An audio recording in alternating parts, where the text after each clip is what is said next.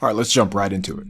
Talk about the 49ers passing offense, focus on Brock Purdy, the pass protection, and what it's like to play quarterback. So there's been a lot of MVP talk this week because Purdy is now second to Dak Prescott. So on this play, this is how you play quarterback. So in most instances, you just want the quarterback to throw to Deebo Samuel underneath, wide open, right? Well, here, Purdy does a good job of letting the play develop. And yeah, it's a contested catch, and yes, Kittle takes a shot, but that was the best path to getting a first down.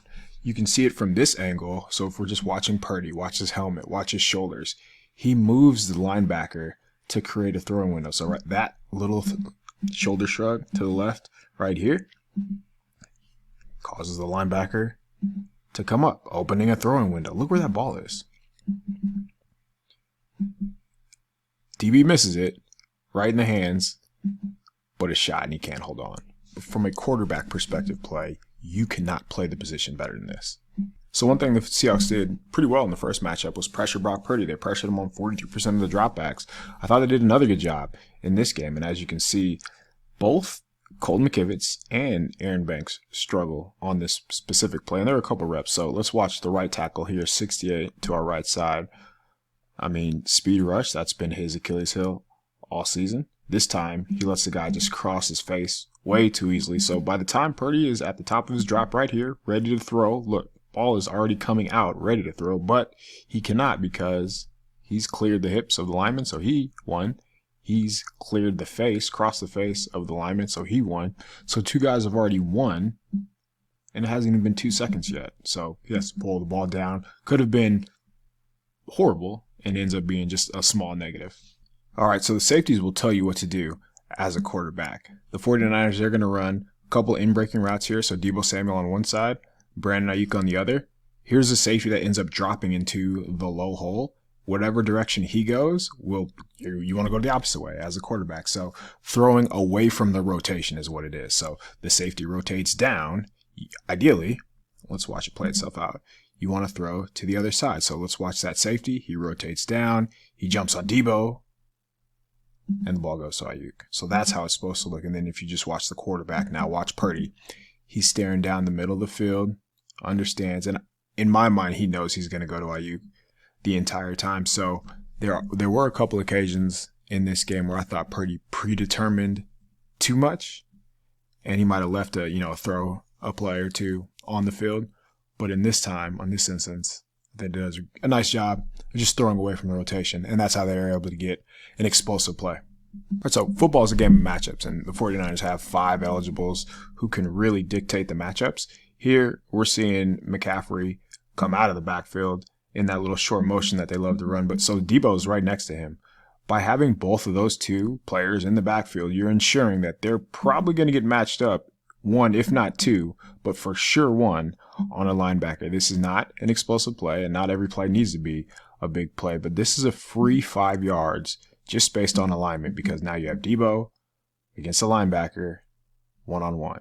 And over the course of the game, if you keep hitting that, 19 is going to break one.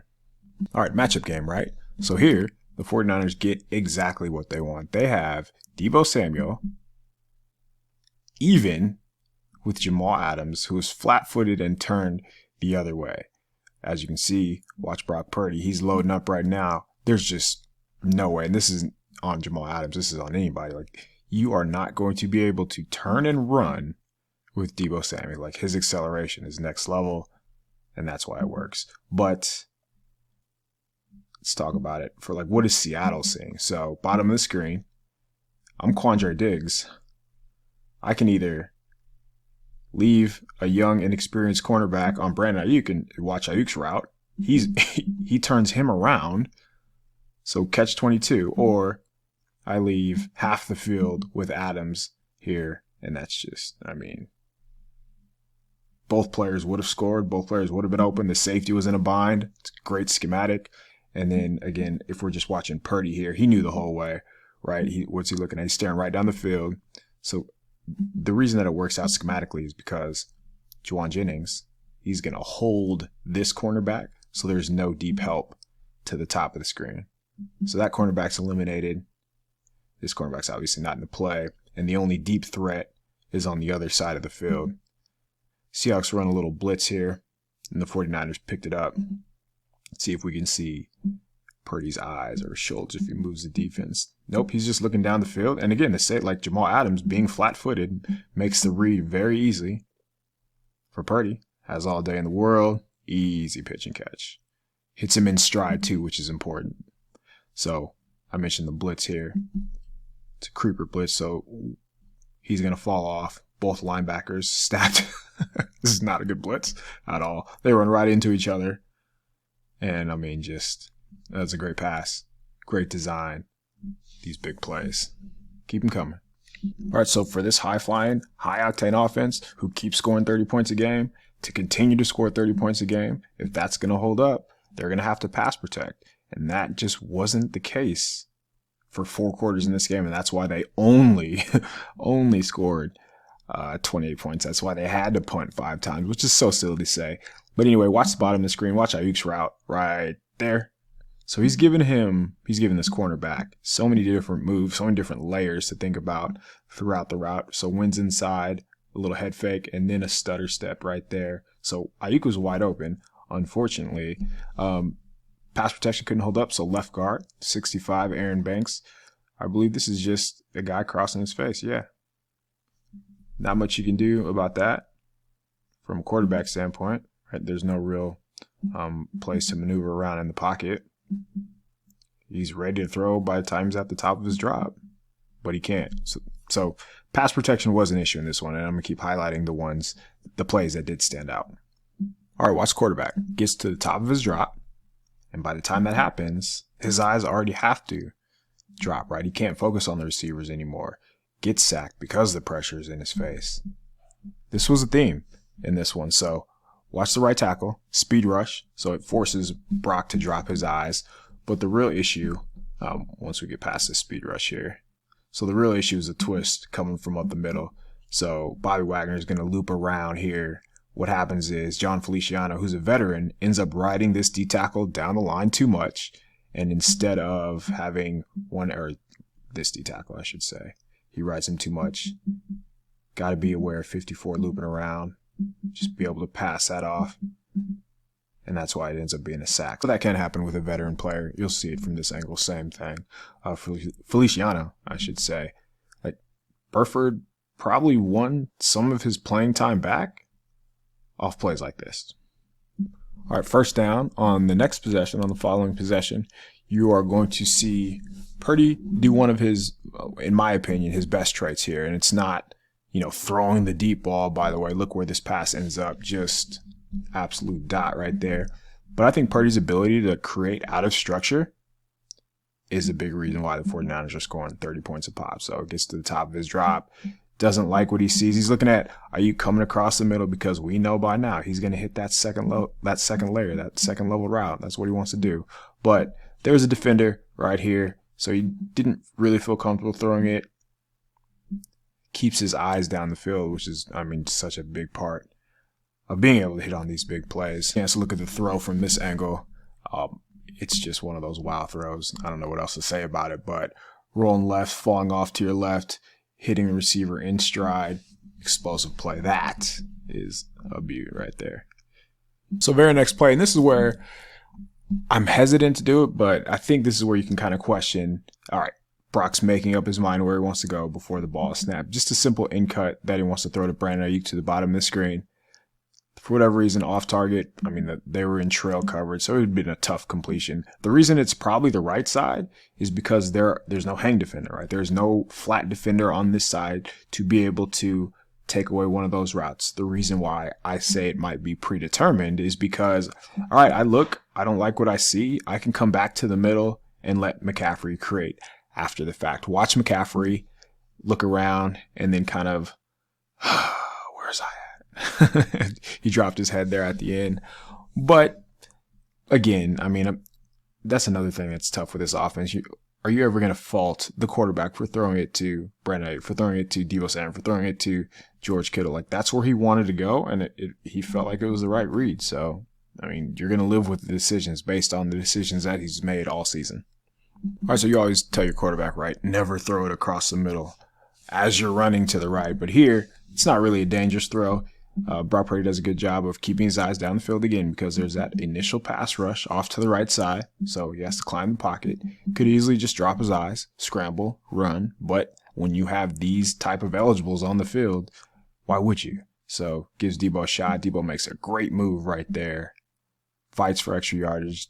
Doesn't get in, but ends up scoring on the next play. So, I mean, the creativity from Brock making another pocket or making another play out of structure leads to another touchdown for the 49ers. And you just can't quantify these type of plays where they're dead. There's no reason these kind of plays should result, when he's dead to rights right here, in explosive plays. And they do every game, and sometimes multiple times in a quarter. All right, remember, if you keep hitting these plays where you get Debo in space with a linebacker, he's going to break one. So schematically, good luck topping this. So we have McCaffrey and Debo like starting out in the backfield, and then once the ball is snapped, McCaffrey goes to the flat, so he takes one defender with him, and now you have a lot of room to work with one of the faster players in the NFL against a linebacker, against an aging linebacker at that. So that's a lot of grass for 54 to cover, and then good luck catching up to that guy. And this is where Shanahan gets in his bag. So 2nd and 9, in between the 40s, this side of the 40 to the other side of the 40, that's when you want to take a shot. This is the shot zone. So Kyle Juszczyk goes across the line of scrimmage. So he's that split zone action that I've been talking about all day, it seems like. So they're going to leave the end unblocked, give the illusion that this is going to be a run. How else do you know it's an illusion of a run? Right guard pulls. So there's 55 pulling. Naturally, safety comes down, and as soon as he does, even after making illegal contact, I mean, just way too much space. So good job schematically of taking advantage of the Seahawks' aggressiveness, using one of your explosive players to get a easy touchdown is how it turns out. So 49ers are in heavy personnel here, 12 personnel. Charlie Warner's in the slot. So that means you have Seattle in their base defense. So you got quote-unquote slower players on the field. Somebody's going to have to run with Kittle, who cannot run with Kittle, especially when they're not in position. So here's an end zone angle of the grab. Kittle has the elusiveness, the speed to run away from guys. Yeah, good luck stopping this offense. Or you come back on the next series and you throw another haymaker. So this is actually the same design, the same concept that Jair Brown was able to recognize, but the 49ers are able to get an explosive play off of it. The corner to the bottom of the screen, like he recognizes, he falls off George Kittle's route a little too late. I think Purdy actually sees him, and that's why the throw was a little inside, protecting Ayuk. But I mean, you got to hold on to the ball, kid.